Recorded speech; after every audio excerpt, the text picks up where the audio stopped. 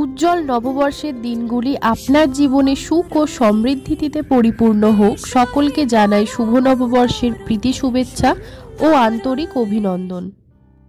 শুভ নববর্ষ হোক কিংবা গণেশ পুজো, লাড্ডু না হলে কিন্তু চলবে না।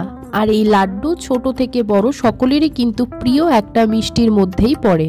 তো আজকে আমার রেসিপি হলো লাড্ডু। কত সহজভাবে দেখো বাড়িতেই তোমরা লাড্ডু তৈরি করে নিতে পারবে। সামনেই কিন্তু গণেশ পুজো, বাড়িতেই যদি সুন্দরভাবে লাড্ডু তৈরি করা যায় তাহলে বাইরে থেকে কিন্তু আর কিনে নিতে হবে না। লাড্ডু বানানোর জন্য আমি এখানে কিছু জিনিস নিয়ে নিয়েছি, যেমন নিয়ে নিয়েছি চারমগজ, নিয়ে নিয়েছি ঘি, একটু ফুড কালার আর চিনি।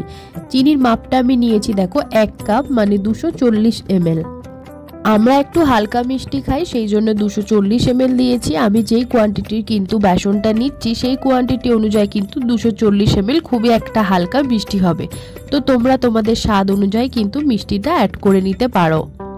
বেসনটা দেওয়ার পর আমি সামান্য একটুখানি নুন অ্যাড করে নিয়েছি, যাতে চিনি আর নুনের ব্যালেন্সটা ঠিক থাকে, মানে মিষ্টির ব্যালেন্সটা এখানে ঠিক করার জন্য আমি এখানে অল্প একটু নুন দিয়েছি। বা সবটা ভালো করে মিক্স করে নিয়ে অল্প একটু জল দিয়ে একটা ব্যাটার বানিয়ে নেব।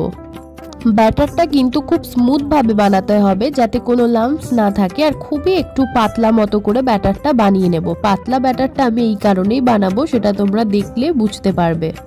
বেসনের ব্যাটার বানানোর আগে কিন্তু তোমরা চালনি দিয়ে বেসনটাকে ভালো করে চেলে নেবে, যাতে কোনো কিছু না থাকে। আমি এখানে চালিনি, তার কারণ আমি এখানে বেসনটা যেটা ইউজ করেছি সেটা কিন্তু ফাইন, তোমরাও চাইলে ইউজ করে একবার দেখতে পারো। তো দেখো এবার বেসনের ব্যাটারটা আমি একটা কোণের মধ্যে ঢালবো। এটা কিন্তু কেকের যে বানায়, কেকের একটা কোণ, বা বাড়িতে বানিয়েও নিতে পারো, সেটা দিয়েও আমি তোমাদেরকে করে দেখাবো। দুধের যে প্যাকেট হয় সেটা দিয়েও করে দেখাবো, বাড়িতে নর্মাল প্লাস্টিক থাকলে সেটা দিয়েও করতে পারবে। তো আমি 3টে স্টেপে তোমাদেরকে দেখিয়ে দেবো, যাতে কোনো অসুবিধা না হয়। ফার্স্টে কেকের কোণ দিয়ে তোমাদেরকে আমি দেখিয়ে দিলাম, এইভাবে কিন্তু নাড়িয়ে নাড়িয়ে ফেললেই ছোট ছোট কিন্তু বুন্দি টাইপের হয়ে যাবে। নেক্সট যেটা দেখালাম সেটা কিন্তু একটা মাদার ডায়েরির প্যাকেট দিয়ে দেখালাম, এভাবেও ফেলতে পারো বা হাতে এরকম নাড়িয়ে নাড়িয়েও ফেলতে পারো। বেসনের ব্যাটারটা কিন্তু এইরকম পাতলা হতে হবে। নেক্সট যেটা দিয়ে তোমাদেরকে আমি দেখাবো সেটা হলো একটা বাড়িতে যে কোনো প্লাস্টিক থাকলেও করে নিতে পারো। তো এরকম হালকাভাবে দেখো বুন্দিগুলো ভালো করে ভেজে নিতে হবে। এবার লাস্ট যেটা দেখাচ্ছি সেটা দেখো, বাড়িতে থাকা একটা নর্মাল প্লাস্টিকের কোণ এইভাবে কেটে নিয়েছি, কেটে এরকম নাড়িয়ে নাড়িয়ে ফেলেই দেখো কত সুন্দর বুন্দির শেপে হয়ে গেছে। এবার তোমাদেরকে ভেজে রাখাগুলো দেখাই, দেখো কত সুন্দর এরকম ছোট ছোট হয়ে পড়েছে। বুন্দিগুলো ক্যামেরায় দেখতে বড় লাগলেও কিন্তু এগুলো খুবই ছোট ছোট হয়েছে। তো তোমরা এই 3টে স্টেপে কিন্তু বাড়িতে তৈরি করতে পারো, অথবা যদি তোমরা না করতে পারো তাহলে রেডিমেডও কিনে আনতে পারো। নেক্সট দেখো, যেটা বেসনের ব্যাটার আমি রেখেছিলাম সামান্য, তার মধ্যে একটু ফুড কালার দিয়ে ভালো করে এর একটা ব্যাটার বানিয়ে দেবো। যেহেতু আমি এখানে বুঁদের লাড্ডু বানাবো সেই কারণে লালটা দিয়েছি। তো সেম ভাবে দেখো এরকম করে আমি ভেজে নেব। যে কোনো চারকোনা প্যাকেটের কোণ কেটেই কিন্তু বেসনটা পাতলা রাখলেই এত সুন্দর কিন্তু বাড়িতে বুন্দি ভাজা হয়ে যাবে। আমার এখানে প্রত্যেকটা বুন্দি কিন্তু ভাজা হয়ে গেছে। এবার আমি একটু ছড়িয়ে রেখে দেবো ঠান্ডা হয়ে যাওয়া পর্যন্ত।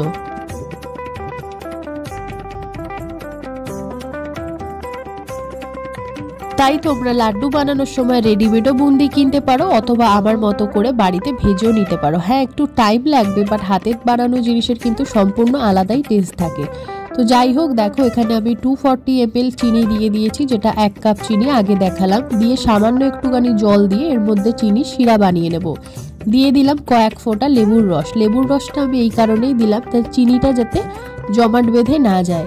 দিয়ে দিলাম সামান্য একটুখানি ফুড কালার। ফুড কালার দেবার পর ভালো করে একটু নাড়াচাড়া নিয়ে রসটা আমি গাঢ় করে নেব, বা চিনির শিরাটা গাঢ় করে নেব।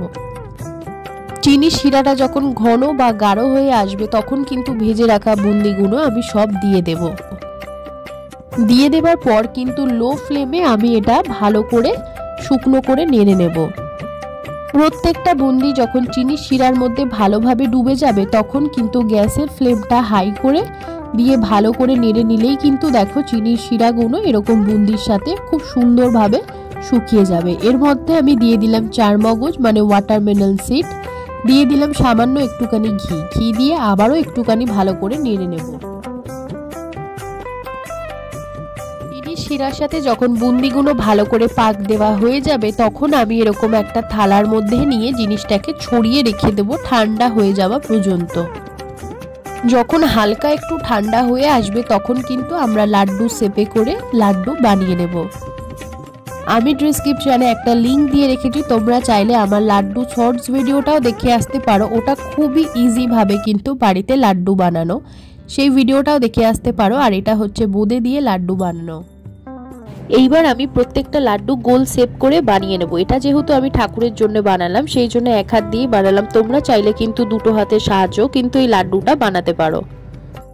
তো এই ছিল আজকে আমার রেসিপি। তো বাড়িতে খুব সহজেই কিন্তু আমরা বোঁদে দিয়ে লাড্ডু বানাতে পারি। আমার আজকের ভিডিও এইটুকানি। ভিডিওটা যদি তোমাদের ভালো লেগে থাকে তাহলে অবশ্যই লাইক করে দাও, কমেন্ট করে জানিও তোমাদের কেমন লেগেছে, আর সাবস্ক্রাইব করে অবশ্যই পাশে থেকো। কিছুদিন পরেই আমরা 500 সাবস্ক্রাইবের ফ্যামিলি হতে চলেছি, তো প্লিজ সাপোর্ট করে পাশে থেকো। দেখা হচ্ছে নতুন কোনো ভিডিও নিয়ে। আর সবাইকে জানাই শুভ নববর্ষের শুভেচ্ছা।